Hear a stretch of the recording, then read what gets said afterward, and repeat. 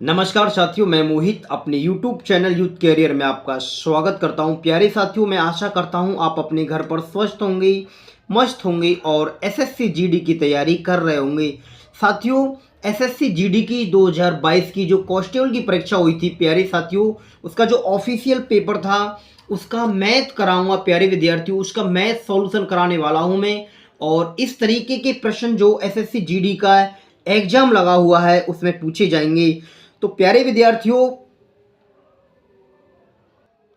तो प्रश्न संख्या 1 है प्यारे साथियों, इस तरीके से प्रश्न पूछे जाते हैं।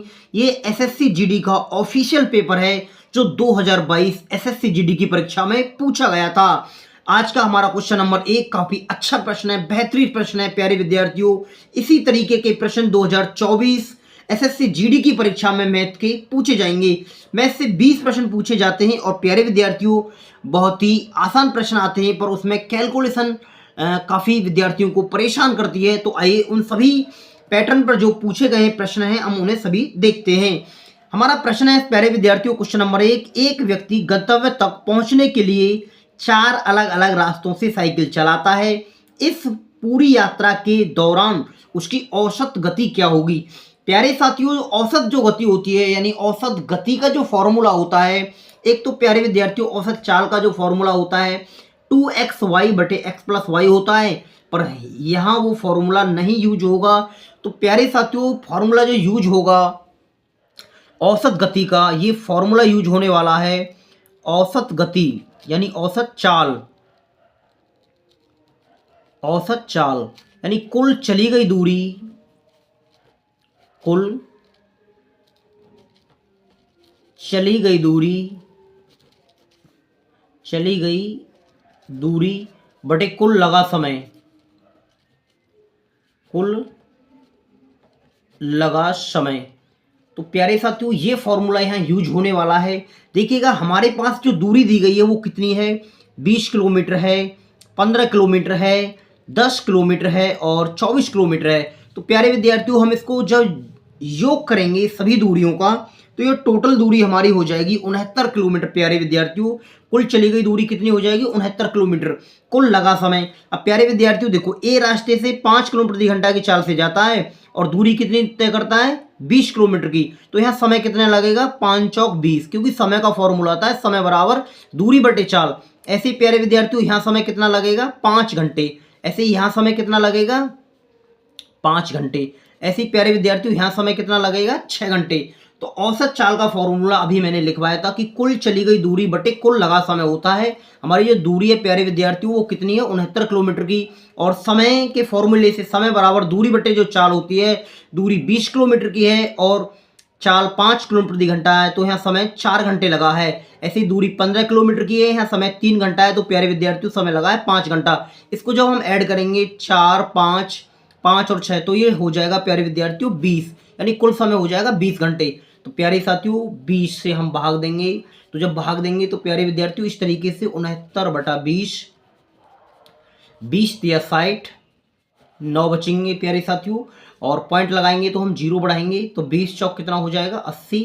तो इधर 10 बचेंगे साथियों और पॉइंट लगा हुआ है तो 0 बढ़ जाएगी और 20 5 कितना हो जाएगा, 100। तो इसका जो फाइनल आंसर है प्यारे विद्यार्थियों, जो आयोग के द्वारा माना गया है 3.45 किलोमीटर प्रति घंटा, जो ऑप्शन नंबर ए सही है। बेसिक सा प्रश्न है, आसान प्रश्न है प्यारे विद्यार्थियों।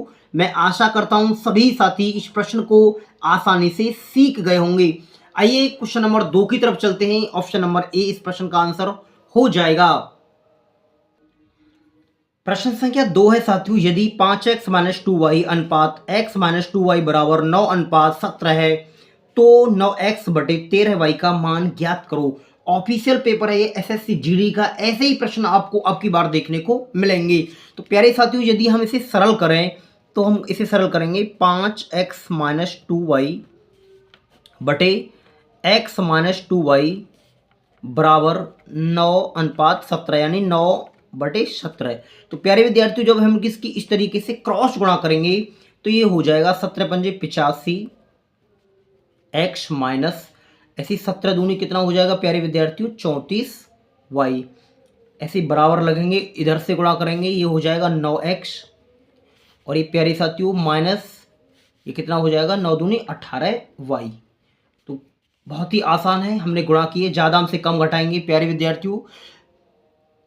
तो देखिएगा ये हो जाएगा 85 में से 9x गए तो कितना बचेगा, ये 76x बराबर 34 में से 9 गए तो प्यारे विद्यार्थियों ये बचेगा 16y। अब इसको मैं 4 से काट लेता हूँ, 4 से ये कितनी बार कटेगा, 19 बार, यानी 19x बराबर 4 से ये 4 चौक 16 4y। यहाँ से मैं x और y के मान निकाल सकता हूँ। जो x का मान आएगा प्यारे विद्यार्थियों, क्योंकि मान बदल जाते हैं, x का मान आएगा 4 और y का मान कितना आएगा हमारा 19। तो प्यारे विद्यार्थियों यहाँ से मैंने x और y के मान निकाल लिए हैं, x और y के मान निकाल लिए हैं। उसके बाद देखते हैं, हमसे पूछा गया था 9x बटे 13y का मान ज्ञात करो, यानी 9 गुणा x की वैल्यू कितनी आई है प्यारे विद्यार्थियों 4, और उसके बाद देखते हैं 13, y की वैल्यू कितनी आई है 19। तो जब आप गुणा करेंगे तो 9 चौक 36 हो जाएगा साथियों, और 13 और 19 की गुणा करने पे ये आएगा 247 प्यारे साथियों। यही हमारे इस प्रश्न का आंसर हो जाएगा। ऑफिशियल आईडी में ऑप्शन नंबर 1 माना गया है। क्वेश्चन जो आईडी है देखिएगा, ये ऑफिशियल पेपर है आयोग के द्वारा जो पूछा गया है। तो हमारे इस प्रश्न का प्यारे विद्यार्थियों क्वेश्चन नंबर 2 में ऑप्शन नंबर ए सही हो जाएगा। प्यारे विद्यार्थियों मुझे उम्मीद है कि ये क्वेश्चन नंबर 2 आपकी समझ में अच्छे से आ गया होगा। आइए क्वेश्चन नंबर 3 की तरफ चलते हैं। प्रश्न संख्या 3 है, एक डीलर ने एक वस्तु पर 72,000 रुपये के अंकित मूल्य पर 20% की छूट दी और 10% हानि व्यय की। अंकित मूल्य पर उसे कितनी छूट देनी चाहिए जिससे उसे वस्तु पर 440 रुपये का लाभ हो। प्यारे विद्यार्थियों इस तरीके के ही प्रश्न पूछे जाएंगे। आइए इसे मैं सरल कर लेता हूं। एक डीलर ने एक वस्तु पर 72,000 रुपये के अंकित मूल्य पर 20% की छूट दी।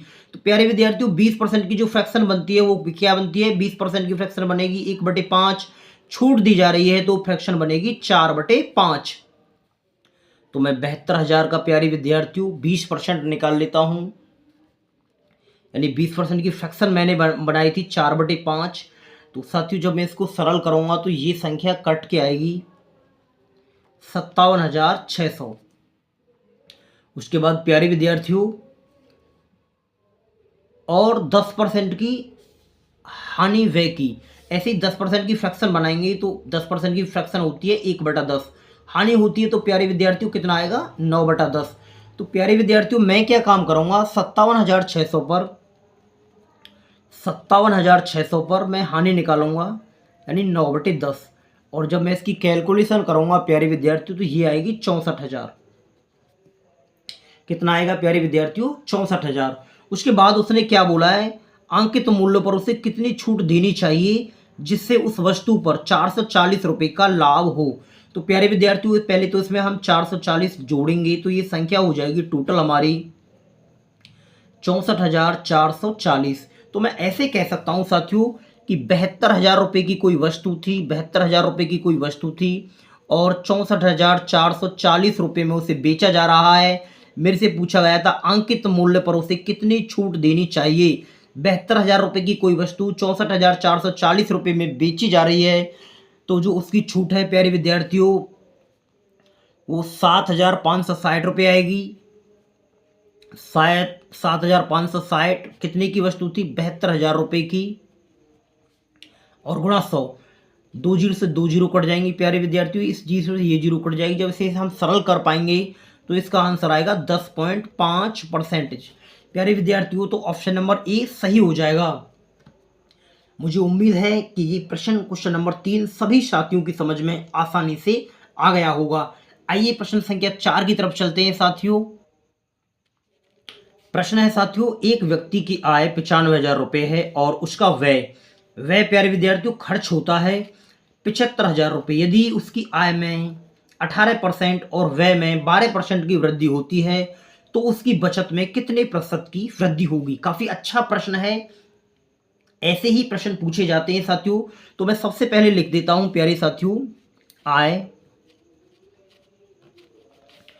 उसके बाद व्यय यानी खर्च जो होता है प्यारे विद्यार्थियों व्यय को खर्च बोलते हैं, और आय में से हम खर्च घटाएंगे तो इधर हमारी क्या आएगी बचत।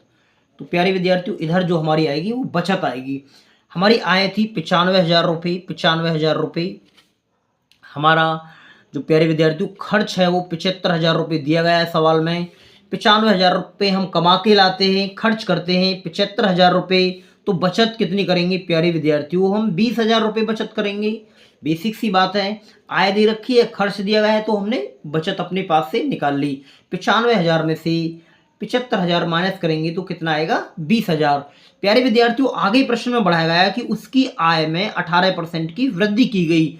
तो प्यारे विद्यार्थियों, आप इसकी फ्रैक्शन बनाएंगे 18% की, तो देखिएगा 18% की जो फ्रैक्शन बनाएंगे आप,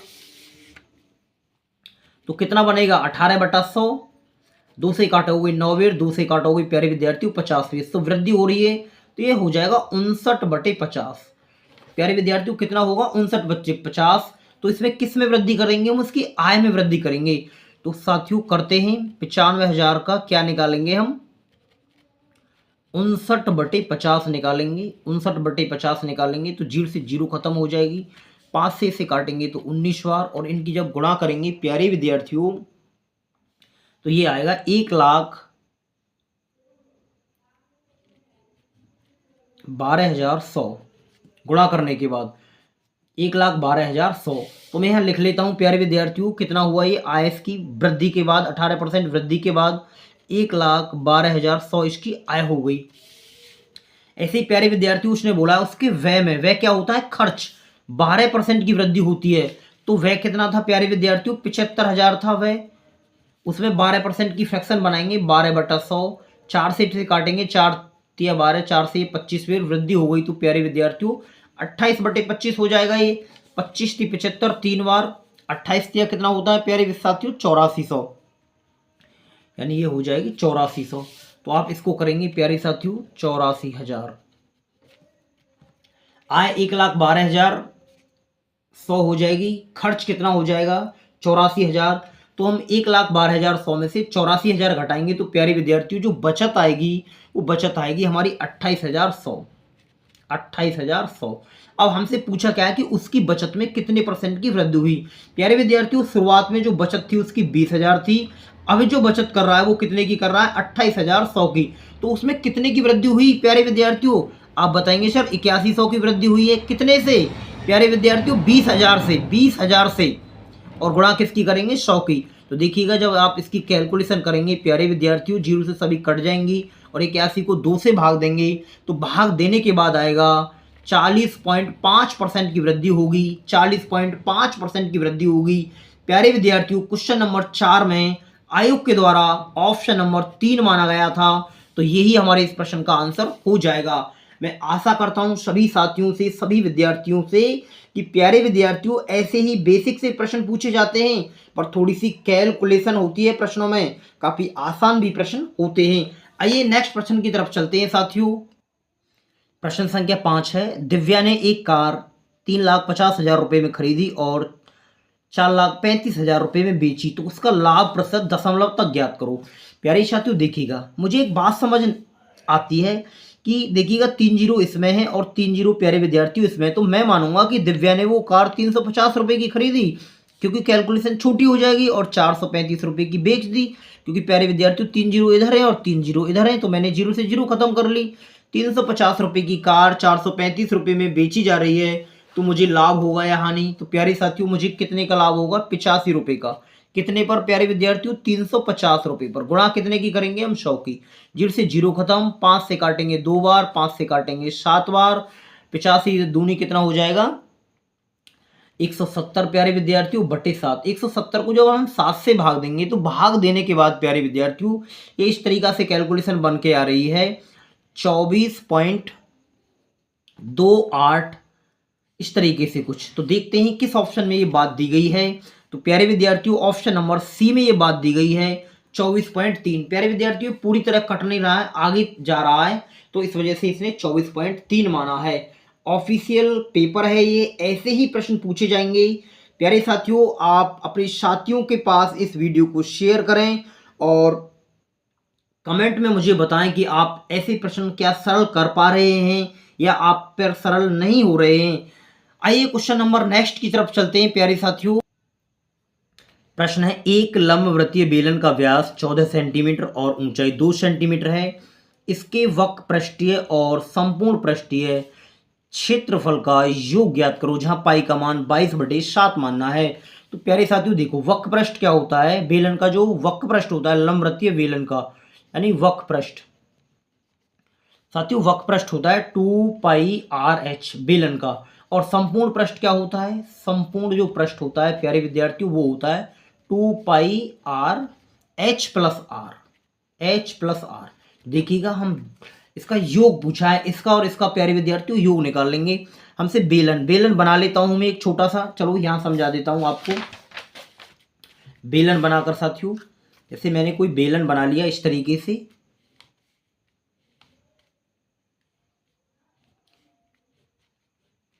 ये हमारा बेलन बन गया।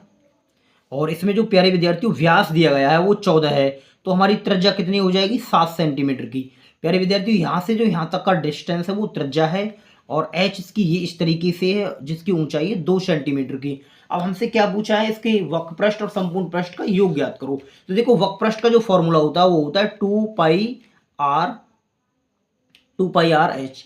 2 की वैल्यू यानी 2 है, उसके बाद पाई की वैल्यू आप मानेंगे 22/7, उसके बाद आर की जो वैल्यू दी गई है वो साथियों 7 है, और एच की वैल्यू दी गई है 2। तो बहुत ही आसान, 7 से 7 खत्म, 22 दूनी 44, दूनी कितना हो जाएगा 88। 88 क्या आ गया हमारा प्यारे साथियों, वक्रपृष्ठ आ गया। ऐसे ही हम संपूर्ण पृष्ठ निकालते हैं, यानी 2 पाई की वैल्यू कितनी लगाएंगे हम 22/7, उसके बाद क्या लगाएंगे प्यारे विद्यार्थियों, आर, आर की वैल्यू कितनी है 7, उसके बाद h+r यानी h और r को हम जोड़ देंगे, 7 और 2 कितना हो जाएगा 9। प्यारे विद्यार्थियों 7 से 7 खत्म हो जाएगा, 22 दूनी 44 और 44 निम्मा प्यारे साथियों ये हो जाएंगे 396। 396 हमसे योग पूछा जा रहा है।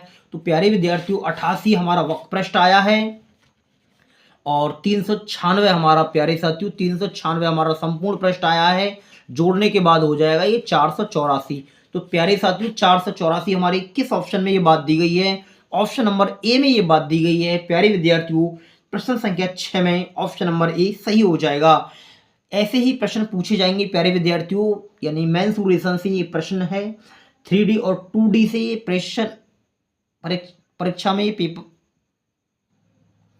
प्रश्न है। नेक्स्ट, एक शहर में भालुओं की जनसंख्या प्रतिवर्ष 3% की दर से बढ़ रही है। यदि भालुओं की जो वर्तमान जनसंख्या है साथियों शहर में वो है 21,218, वर्तमान की जनसंख्या दी गई है, और 3% दर से वृद्धि होती है। 3% की फ्रैक्शन 3/100 वृद्धि हो जाएगी, तो प्यारे विद्यार्थियों कितना हो जाएगा ये 103/100। तो इसे हम ऐसे ही छोड़ देंगे प्यारे साथियों, ये संख्या किसी से नहीं कटेगी। अब देखिएगा, हमसे पूछा है 2 वर्ष पूर्व भालुओं की जनसंख्या क्या थी शहर में। तो प्यारे विद्यार्थियों 2 साल पहली बात पूछी जा रही है, तो पहली बात पूछने के लिए हम परसेंटेज की प्यारे विद्यार्थियों उल्टी गणना करते हैं। जैसे इसे लिखेंगे उल्टे 100/103 गुणा 100/103। तो प्यारे विद्यार्थियों देखिएगा 103 गुणा 103 से 2 बार कटेगी, क्योंकि मैंने इस तरीके से काटा है 3 3 9, और 9 में कितने की गुणा करें कि यहाँ इकाई के अंक पे 8 आ जाए, तो 9 दूनी 18 यानी 2 बार कटेगा।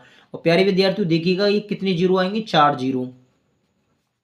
तो यही हमारे इस प्रश्न का आंसर हो जाएगा। हमसे पूछिए 2 वर्ष पूर्व भालुओं की जनसंख्या क्या होगी, तो प्यारे विद्यार्थियों ऑप्शन नंबर सी सही हो जाएगा। काफी आसान प्रश्न, बहुत छोटा प्रश्न है। उसके बाद नेक्स्ट प्रश्न की तरफ चलते हैं। प्रश्न संख्या 8 है, एक्स ने कुल 180 रुपए में 40 पेंसिलें खरीदी। 180 रुपए में प्यारे विद्यार्थियों 180 रुपए में उसने 40 पेंसिल खरीदी, तो हम एक पेंसिल का मूल्य निकाल लेंगे। 9/2 2 से काटेंगे, तो 9 बार 2 से काटेंगे 2 बार, यानी एक कटेगा 4.5 मैं कह सकता हूं एक ये पेंसिल का मूल्य है प्यारे साथियों, ये एक पेंसिल का मूल्य है। ऐसे ही हम उसने बोला है कि 180 रुपए में 2 दर्जन पेन खरीदे। 180 रुपए में 2 दर्जन मतलब 24 पेन खरीदे। प्यारे साथियों इसे काटेंगे हम, इसे काट लेते हैं 6 से, 6 3 18, 6 चौक 24। अब 2 से काटेंगे 15 बार, 2 से काटेंगे 2 बार, तो ये आएगा 7.5। 7.5 रुपए में एक पेन खरीदता है, एक पेन खरीदता है। और आगे बोला है एक पेन और एक पेंसिल के मूल्य के बीच अंतर ज्ञात करो। तो प्यारे विद्यार्थियों एक पेंसिल का जो मूल्य था 4.5 रुपए है, और एक पेन का जो मूल्य आया है वो 7.5 रुपए आया है। तो इनके बीच का डिफरेंस कितना हो जाएगा प्यारे विद्यार्थियों, 3 हो जाएगा इनके बीच का डिफरेंस। यही हमारे इस प्रश्न का आंसर हो जाएगा। काफी आसान और बेसिक सा प्रश्न है। प्रश्न संख्या 8 प्रश्न है साथियों, प्रश्न संख्या 9, ए अपने वेतन का 45% भोजन पर खर्च करता है, यानी प्यारे साथियों 45% तो वो भोजन पर खर्च करता है, भोजन पर खर्च करता है। और अपने वेतन का 5% वृद्धाश्रम पर खर्च करता है, वृद्धाश्रम पर, तथा भोजन तथा वृद्धाश्रम पर कुल खर्च उसका 28,500 रुपये खर्च करता है। तो ए की आय कितनी है? प्यारे विद्यार्थियों, कोई भी व्यक्ति है कितने भी रुपए कमाता है वो 100% कमाता है। तो जो व्यक्ति है ए वो कितने खर्च करता है प्यारे विद्यार्थियों? 45 और 5 कितना हो गया? 50%। परसेंटेज में वो करता है 50% खर्च, और रुपए में कितने करता है? 28,500। 28,500 यानी प्यारे विद्यार्थियों 100% बराबर क्या? 28,500 को हम 50 से भाग देंगे और हमें 100 की गुणा करेंगे प्यारे विद्यार्थियों की, हमें टोटल उसकी आय निकालनी है। तो देखिएगा 50 दूनी 100, 28 दूनी 56, 5 दूनी 10, तो कितना हो जाएगा ये? 57,000 रुपये। उसकी आय कितनी है प्यारे विद्यार्थियों? 57,000 रुपये। प्रश्न संख्या 9 में ऑप्शन नंबर बी सही हो जाएगा, यानी ऑप्शन नंबर दूसरा वाला सही हो जाएगा। प्यारे विद्यार्थियों, काफी आसान और एक गरीब सा प्रश्न है, कोई भी कठिन प्रश्न नहीं है, पर आप इन्हें आसानी से बनाएंगे और आसानी से सरल करेंगे तो आपके अच्छे नंबर आएंगे एसएससी जीडी की परीक्षा में।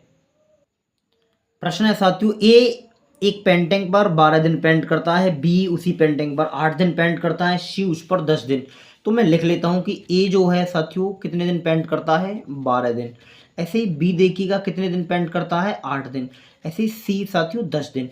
तो ऐसी संख्या जो तीनों से कटे प्यारे साथियों, तो आप बताएंगे सर इसका एलसीएम लेना पड़ेगा, और एलसीएम आएगा 120। 12 से काटेंगे तो ये संख्या 10 बार कटेगी, 8 से काटेंगे तो ये संख्या 15 बार कटेगी, 10 से काटेंगे तो ये संख्या 12 बार। मैं कह सकता हूँ प्यारे विद्यार्थियों समझाने के लिए कि ए एक दिन में 10 कुर्सी बनाता है प्यारे साथियों, बी एक दिन में 15 कुर्सी बनाता है, सी एक दिन में 12 कुर्सी बनाता है। प्रश्न में आगे कुछ और बातें दी गई हैं। दिनों की लगभग संख्या ज्ञात करो जिसमें ए द्वारा पेंटिंग की जा सकती है। यदि बी और सी दोनों साथ साथ मिलकर एक दिन छोड़कर एक दिन साथ दें तो पहले दिन एक कार्य करना आरंभ करें। ये प्यारे विद्यार्थियों काफी आसान प्रश्न है। 120 कुर्सी बननी है। देखिएगा पहले दिन एक कुर्सी बनाने आएगा, यानी पहले दिन मैं मान लेता हूं पहले दिन एक कुर्सी बनाएगा, ए यहां मान लेते हैं। और कितनी कुर्सी बनेंगी प्यारे विद्यार्थियों? ए के द्वारा 10। अगले दिन जो प्यारे विद्यार्थियों काम पर आएंगे ए के साथ बी प्लस सी भी काम पर आएंगे, यानी दूसरे दिन की चर्चा की जा रही है। तो देखिएगा जब कहने का मतलब है प्यारे विद्यार्थियों ए के साथ बी और सी भी आ रहे हैं, तो यानी तीनों काम पर आ रहे हैं। 12, 15, 27 और 10, 37, यानी ए दूसरे दिन में ये तीनों 37 कुर्सी बना देते हैं। तो दोनों दिनों में प्यारे विद्यार्थियों दोनों दिनों में दोनों मिलकर कितनी कुर्सी बनाते हैं? 47। अब हमें कितनी बनवानी है इनके पास? 120। तो प्यारे विद्यार्थियों ऐसी संख्या जो 47 मतलब 120 के आसपास जाए तो मैं कह सकता हूँ 2 की गुणा करने पर ये 7 दूनी 14 का 4 हासिल 1, 4 दूनी 8 और 1 9। इसमें भी हम 2 की गुणा करेंगे प्यारे विद्यार्थियों, ये 4 दिन हो जाएंगे। 4 दिन हो जाएंगे प्यारे विद्यार्थियों, और कितनी कुर्सी बनेंगी? 94 कुर्सी बनेंगी। 4 दिन होने के बाद 94 कुर्सी बनेंगी साथियों।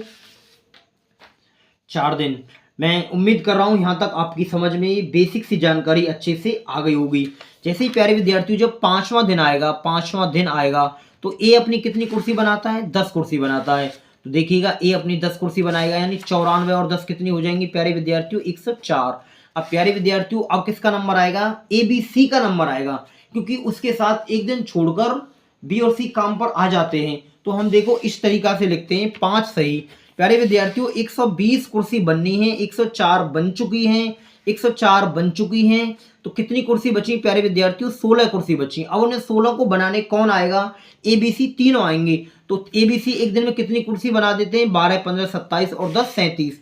तो प्यारे विद्यार्थियों जब मैं इसको कैलकुलेशन करूंगा तो ये संख्या साथियों इस तरीके से लिखी गई है पैटर्न, मतलब एग्जामिनर के द्वारा ये ऑप्शन में किसी में नहीं दिखाया गया है, यानी 5.4 दिखाया गया है। तो आप इसमें देखो 37 की 5 में गुणा करेंगे और 16 को जोड़ेंगे, तो जब 37 से भाग देंगे तब आंसर दिखाया गया है आयोग के द्वारा। प्यारे विद्यार्थियों यही इस प्रश्न का आंसर हो जाएगा। काफी अच्छा प्रश्न है, बहुत ही आसान प्रश्न है। कई सारे मैथों में ऐसे प्रश्न दिए गए हैं। तो प्यारे साथियों हमारा नेक्स्ट प्रश्न है, 5 महिलाएं एक काम को 8 दिन में पूरा कर सकती हैं, जबकि 8 बच्चे उसी काम को 10 दिन में पूरा कर सकते हैं।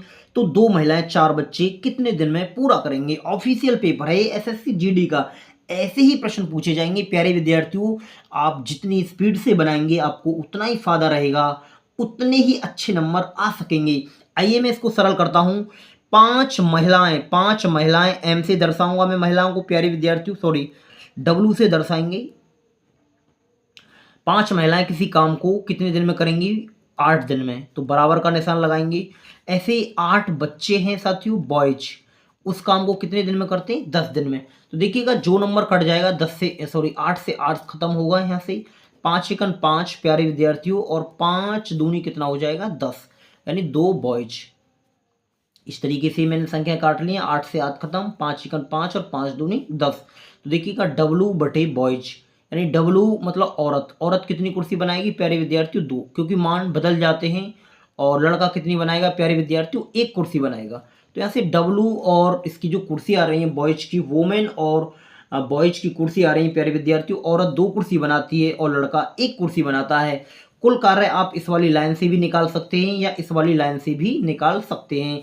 तो प्यारे विद्यार्थियों 5 गुणा, मैं पहली वाली लाइन से निकाल लेता हूँ। औरत की जगह क्या रखूंगा मैं? औरत कितनी कुर्सी बनाती है? 2 कुर्सी। ऐसे ही गुणा किसने करेंगे? 8 की। तो ये हमारा क्या है? कुल कार्य है प्यारे विद्यार्थियों, ये क्या है? कुल कार्य है। उसके बाद प्रश्न में बोला है कि 2 महिलाएं 4 बच्चे, 2 महिला, 1 महिला कितनी कुर्सी बनाती है? 2 कुर्सी। तो 2 महिलाएं कितनी कुर्सी बनाएंगी? 4 कुर्सी। ऐसे ही प्यारे विद्यार्थियों 4 बच्चे, 1 बच्चा कितनी कुर्सी बनाता है? 1, तो 4 बच्चे कितनी बनाएंगे? 4। तो ये मिला के एक दिन में 8 कुर्सी बनाते हैं। हमें बनवानी है प्यारे विद्यार्थियों इनसे इतनी कुर्सी, या गुणा भी कर सकते हैं आप डायरेक्ट इस तरीके से, 5 8 दूनी 16 पंजे 80, कैसे भी कर सकते हैं। तो 8 से 8 खत्म हो जाएगा और हमारे इस प्रश्न का जो आंसर आएगा प्यारे विद्यार्थियों 10 हो जाएगा। बेसिक सा प्रश्न, बेसिक सा। इस तरीके से, इस पैटर्न से आप बड़े से बड़े प्रश्नों को सरल कर सकते हैं। काफी बेसिक सा प्रश्न है प्यारे विद्यार्थियों। आइए क्वेश्चन नंबर 12 की तरफ चलते हैं। प्रश्न संख्या 12, प्रश्न संख्या 12 में दिया गया है √6 है, √8 और √21 का चतुर्थानुपाती ज्ञात करो। प्यारे विद्यार्थियों चतुर्थानुपाती क्या होता है? जैसे A अनुपात B समान अनुपात C अनुपात, उसको मान लेंगे हम X। तो देखिएगा इस तरीके से करेंगे हम। क्या दिया गया है? √6 प्यारे साथियों अनुपात √8 समान अनुपात √21 X। तो देखो बाहर बाहर गुणा होती है, अंदर अंदर गुणा होती है। तो हम जब x का मान निकालेंगे, कई बार टीचर हमें ये भी सिखाते हैं कि चतुर्थ अनुपाती का जो फॉर्मूला होता है वो b गुणा c बटे a होता है साथियों, b गुणा c बटे a होता है। तो आप इसको जो सरल करेंगे साथियों, √8 गुणा √21 बटे √6। तो देखिए इसकी गुणा कर लेते हैं, 8 एकम 8 प्यारे विद्यार्थियों, 8 दूनी 16, यानी 21 8 कितना हुआ? 168 को हम √6 से भाग देंगे। तो 6 से भाग देंगे तो ये कटेगा प्यारे विद्यार्थियों, 6 दूनी 12, 4 बचे 6 8 28, मतलब 6 7 42 और ये 8 बार कट जाएगा। 8 को हम इसको इस तरीका से तोड़ेंगे, 4 गुणा 7 प्यारे विद्यार्थियों, 4 से बाहर आ जाएगा 2 और √7। इस तरीका से इस प्रश्न का आंसर हो जाएगा, यानी 2 √7 हमारे इस प्रश्न का आंसर हो जाएगा। कोई कठिन प्रश्न नहीं है, आसान प्रश्न है। आप बेसिक से 20 से 25 सेकंड में ऐसे प्रश्नों को आप आसानी से सरल कर सकते हैं। प्रश्न है साथियों, एक कार 5 घंटे में 240 किलोमीटर की दूरी तय करती है। यदि वह अपनी सामान्य गति से आधी गति से यात्रा करती है तो उसी दूरी को तय करने में उसे कितने अधिक समय लगेगा। जैसे प्यारे विद्यार्थियों इसमें सवाल में हमें समय भी दिया गया है, वो 5 घंटे दिया गया है, 5 घंटे दिया गया है। उसके बाद हमें दूरी भी दी गई है, और जो दूरी दी गई है साथियों वो कितनी है? 240 किलोमीटर की दूरी दी गई है। तो देखिएगा मेरे पास क्या नहीं है, सवाल में समय नहीं है। समय में निकालूंगा, समय का फॉर्मूला होता है समय बराबर होती है दूरी बटे चाल, यानी दूरी 240 और समय दिया है 5 घंटे। प्यारे विद्यार्थियों सॉरी ये चाल नहीं है मेरे पास, चाल निकालनी पड़ेगी मुझे, चाल नहीं है। चाल का फॉर्मूला होता है चाल बराबर दूरी बटे समय। तो प्यारे विद्यार्थियों चाल जो सवाल की आएगी वो आएगी, 5 से काटेंगे तो 5 चौक 20, 5 अट्ठे 40, यानी 48 किलोमीटर प्रति घंटा इसकी चाल आ रही है। पर ये आंसर नहीं है, अभी आगे ही सवाल में बोला है यदि वह अपनी सामान्य गति से आधी गति से यात्रा करे, यानी इसकी जो चाल है 48 किलोमीटर प्रति घंटा है, इसकी आधी करेंगे तो प्यारे विद्यार्थियों उसकी सामान्य चाल क्या मानेंगे हम? जब आधी करेंगे तो प्यारे विद्यार्थियों उसकी सामान्य चाल मानेंगे हम 24 किलोमीटर प्रति घंटा। तय करें तो उसे कितना समय अधिक लगेगा। यानी 240 किलोमीटर की दूरी को 24 किलोमीटर प्रति घंटा की चाल से तय करें तो उसे कितना समय अधिक लगेगा। पहले हम समय निकालते हैं और समय का फॉर्मूला होता है, समय बराबर होता है दूरी बटे चाल। दूरी सवाल में कितनी दी गई है, 240 दी गई है। चाल हमारी 24 किलोमीटर प्रति घंटा, यानी 10 घंटे लगेंगे प्यारे विद्यार्थियों। मैं ये बोल सकता हूँ आपको समझाने के लिए कि 240 किलोमीटर की दूरी को 48 किलोमीटर प्रति घंटा की चाल से जाता है तो 5 घंटे लगते हैं। 240 किलोमीटर की दूरी को 24 किलोमीटर प्रति घंटा की चाल से जाता है तो 10 घंटे लगते हैं। प्रश्न पूछ रहा है कि कितने घंटे अधिक लग पाएंगे यदि वो 24 किलोमीटर प्रति घंटा की चाल से अधिक जाएगा। तो प्यारे विद्यार्थियों से 5 घंटे, पहले 5 घंटे लग रहे थे, अब 10 घंटे लग रहे हैं। तो डिफरेंस के साथ पता लग पा रही है कि हमें 5 घंटे अधिक लग रहे हैं। तो हमारे प्रश्न संख्या 13 में जो आंसर जाएगा वो ऑप्शन नंबर दूसरा चले जाएगा, ऑप्शन नंबर बी सही हो जाएगा। प्रश्न संख्या 13 में ऑप्शन नंबर बी सही हो जाएगा। प्रश्न है 14, एक दुकानदार अपनी वस्तुओं पर 40% की छूट देता है और उसके बाद 20% का लाभ अर्जित करता है। 2400 रुपये अंकित मूल्य वाली एक वस्तु के लिए दुकानदार कितना क्रय मूल्य भुगतान करता है। तो प्यारे विद्यार्थियों, आप इस तरीके के सवाल ऐसे निकालते हो, 100% माइनस डिस्काउंट परसेंट बराबर 100% प्लस प्रॉफिट परसेंट। प्यारे विद्यार्थियों, इस तरीके से आप निकाल सकते हो। ये सीपी होता है यानी कॉस्ट प्राइस, और ये मार्केट प्राइस होता है यानी अंकित मूल्य। देखिएगा, हमसे बोला है 40% की छूट, यानी 100 में से 40 गए तो कितने बचे प्यारे विद्यार्थियों, इधर 60 बचेगा। उसके बाद कह रहा है 20% का लाभ कमाता है, यानी 100 में हम 20 जोड़ेंगे तो कितना हो जाएगा, 120। मैं कह सकता हूं ये जो हमारा क्या है, कॉस्ट प्राइस क्रय मूल्य है, और ये क्या है प्यारे विद्यार्थियों, अंकित मूल्य। सवाल में दिया क्या गया है, अर्जित करता है 2400 रुपये अंकित मूल्य वाली वस्तु का, यानी जो अंकित मूल्य है 2400 रुपये। हमारे हिसाब से अंकित मूल्य कितना है प्यारे विद्यार्थियों, 120 रुपये। तो कितनी बार कटेगा, ये 20 बार। अब देखो, लाभ पूछे तो डिफरेंस से गुणा कर देते हैं, पर प्यारे विद्यार्थियों मुझे पूछा है क्रय मूल्य भुगतान करता है, यानी क्रय मूल्य पूछा जा रहा है। तो क्रय मूल्य कितना था मेरा, 60 था, यानी 60 गुणा 20 बराबर 6 दूनी 12। प्यारे विद्यार्थियों 1200 इस प्रश्न का आंसर हो जाएगा। क्वेश्चन नंबर 14 में ऑप्शन नंबर 3 सही होगा। मुझे उम्मीद है प्यारे विद्यार्थियों क्वेश्चन नंबर 14 का जो सॉल्यूशन है वो आपकी समझ में आ गया होगा। प्रत्येक एक्सरसाइज से, पूरे संपूर्ण मैथ से एसएससी जीडी की परीक्षा में प्रत्येक चैप्टर से सवाल पूछे जाते हैं साथियों। आइए क्वेश्चन नंबर 15 की तरफ चलते हैं साथियों। प्रश्न है, एक व्यक्ति स्कूटर द्वारा 64 किलोमीटर प्रति घंटा की चाल से एक निश्चित दूरी तय करता है और वह साइकिल चलाकर 16 किलोमीटर प्रति घंटा की चाल से प्रारंभिक स्थान पर लौट आता है। पूरी यात्रा की औसत चाल ज्ञात करो। प्यारे विद्यार्थियों, इस तरीके से वो जाता है, उसे हम बोल सकते हैं x किलोमीटर प्रति घंटा की चाल से जाता है, और ऐसे लौट के आता है, उसे मान लेते हैं y। तो औसत चाल का यहाँ आप फॉर्मूला लगाएंगे प्यारे साथियों। औसत चाल का आप जब फॉर्मूला लगाएंगे तो 2xy बटे x प्लस वाई होता है, और एक औसत चाल का फॉर्मूला होता है कुल चली गई दूरी बटे कुल लगा समय। दो फॉर्मूले होते हैं, दोनों से सवाल पूछे गए हैं। ये 10 जनवरी 2022 की प्रथम शिफ्ट में पूछे गए सवाल हैं साथियों। तो सरल करते हैं, 2x की जो वैल्यू दी गई है वो 64 किलोमीटर प्रति घंटा दी गई है प्यारे विद्यार्थियों, और y की जो वैल्यू दी गई है जो वापस आ रहा है वो 16 किलोमीटर प्रति घंटा है, यानी 2xy बटे x प्लस वाई।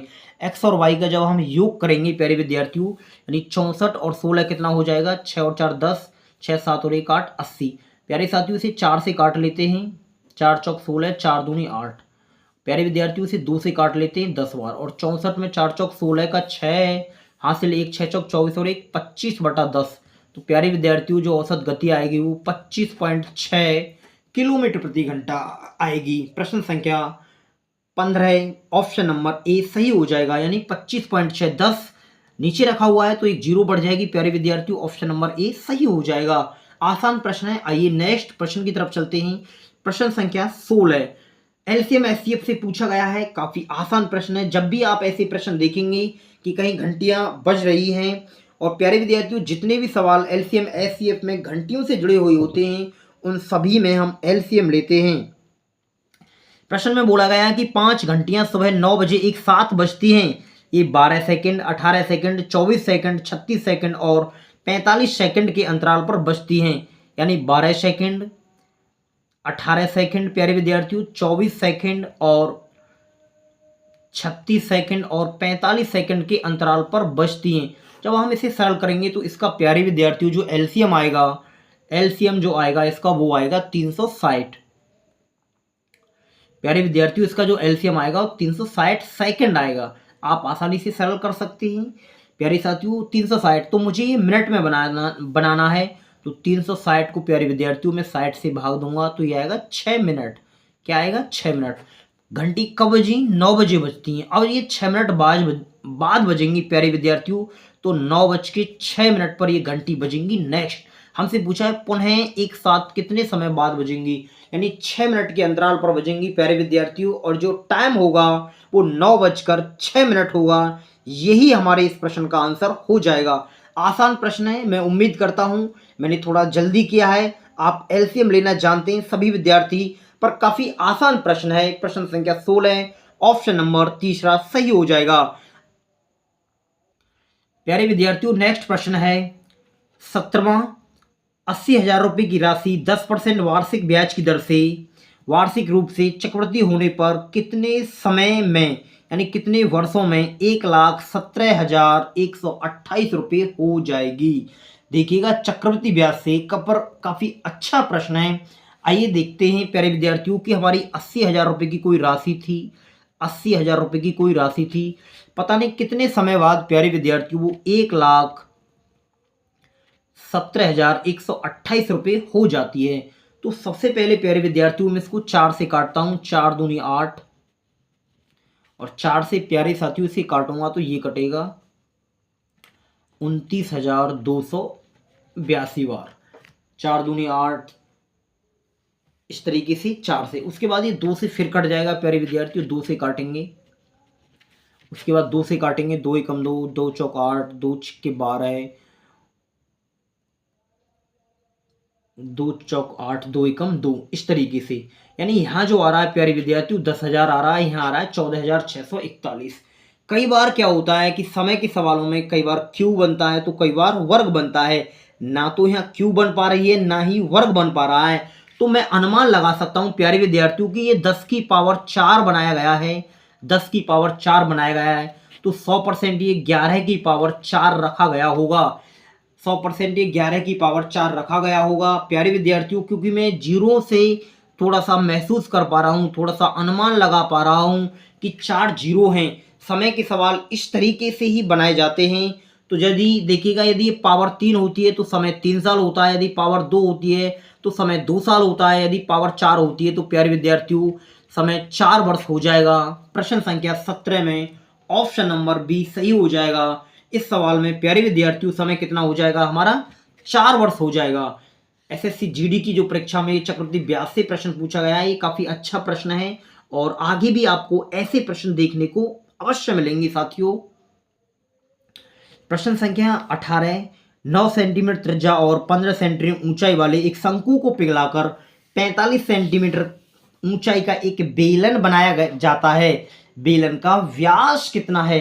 प्यारे विद्यार्थियों देखिएगा काफी आसान प्रश्न है, यानी कोई भी आकृति उसे पिघलाया जा रहा है तो आप उसके आयतन को बराबर कर लीजिएगा। जैसे शंकु का आयतन कितना होता है प्यारे विद्यार्थियों? 1/3 पाई आर स्क्वायर एच।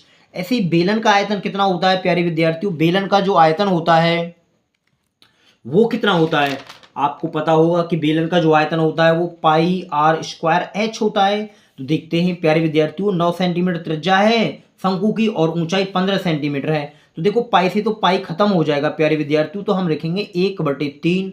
आर की जो वैल्यू है प्यारे विद्यार्थियों, त्रिज्या जो शंकु की दी गई है 9, उसके बाद ऊंचाई कितनी है शंकु की? 15 सेंटीमीटर। तो यहाँ 9 गुणा 9 करेंगे, 2 बार करना पड़ेगा प्यारे विद्यार्थियों क्योंकि आर स्क्वायर होता है। ऐसे ही हम यहाँ करेंगे, मैं एक बार लिख लेता हूँ 1/3 9 गुणा 9 गुणा 15। ऐसे ही प्यारे विद्यार्थियों आर की जो वैल्यू होती है यहाँ नहीं दी गई है, किसकी? क्योंकि बेलन को पिघला शंकु को पिघलाकर बेलन बनाया जा रहा है और इसकी जो एच दी गई है बेलन की वो कितनी है? 45। तो आप इसको जब बराबर में संख्या को काटेंगे प्यारे विद्यार्थियों तो कितनी बार कटेगा? ये 15 × 45। तो इधर से ये 3 से ये 3 × 9 और ये 3 से प्यारे विद्यार्थियों 3 बार कटेगा, यानी 3 × 9 यानी 9 बराबर आर स्क्वायर। तो आर बराबर कितना हो जाएगा प्यारे विद्यार्थियों? 3 हो जाएगा। यानी आर की जो वैल्यू होगी प्यारे विद्यार्थियों, आर की जो वैल्यू होगी वो कितनी होगी? 3। आर मतलब क्या होता है आप। उसके बाद पूछा है हमें बेलन का व्यास। तो बेलन का व्यास प्यारे विद्यार्थियों डबल होता है। जो आर 3 सेंटीमीटर है, त्रिज्या 3 सेंटीमीटर है, तो आर कितना हो जाएगा, व्यास कितना हो जाएगा प्यारे विद्यार्थियों, 6 सेंटीमीटर हो जाएगा। यही हमारे प्रश्न का आंसर हो जाएगा। प्यारे विद्यार्थियों इस तरीके से ही प्रश्न पूछे जाते हैं। मैंने देखा है अभी इसी सेट में जो पहली परीक्षा हुई थी 10 जनवरी को 2022 में एसएससी जीडी की, उसमें 2D और 3D से 2 प्रश्न देखने को मिले हैं। तो प्यारे विद्यार्थियों हमारे 2 प्रश्न और बचे हुए हैं शेष, वो भी काफी आसान प्रश्न हैं। देखिएगा क्वेश्चन नंबर हमारा जो 19 है वो कुछ इस तरीके से है। प्रश्न पूछ रहा है मोहन एक टेबल को 2832 रुपए में बेच रहा है, यानी 2832 रुपए में बेच रहा है। यदि उसका लाभ 18% हो तो टेबल का क्रय मूल्य क्या होगा। काफी आसान प्रश्न है, आप आसानी से कर सकते हैं। 18% की फ्रैक्शन होगी प्यारे विद्यार्थियों 18/100, 2 से 9 बार, 2 से काटेंगे 50 बार, तो जब प्रॉफिट होगा तो ये कितना हो जाएगा 59/50। ऐसी फ्रैक्शन बनानी पड़ती है हमें आसान सवाल बनाने के लिए। हमें सवाल में जो दिया जा रहा है बेचना, यानी एसपी दिया गया है, विक्रय मूल्य 2832 रुपये, हमें क्रय मूल्य पूछा गया है। तो प्यारे विद्यार्थियों 2832 गुणा, यानी क्रय मूल्य के लिए हम उल्टी गुणा करेंगे, क्रय मूल्य लाने के लिए 59।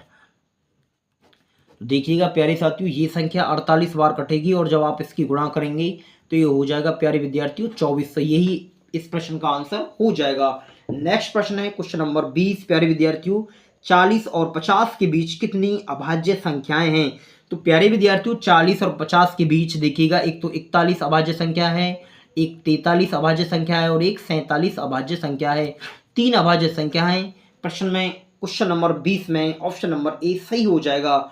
मैं उम्मीद कर रहा हूं सभी युवा साथियों से कि ये बेसिक सी जानकारी, आसान सी जानकारी आप सभी साथियों की समझ में आई होगी। प्यारे विद्यार्थियों मैं ऐसे ही कोशिश करूंगा मैथ और रीजनिंग के पेपर सरल कराने की। आप मेरे साथ लगातार जुड़े रहिएगा और आपके अच्छे अंक आएंगे, क्योंकि ऐसे ही सवाल दोबारा से एसएससी जीडी की परीक्षा में पूछे जाएंगे। यही इसी पैटर्न पूछा जाएगा, सेम 20 प्रश्न इसी पैटर्न पर पूछे जाएंगे। तो नमस्कार साथियों, मैं आपको नेक्स्ट वीडियो में मिलता हूं रीजनिंग की क्लास के साथ।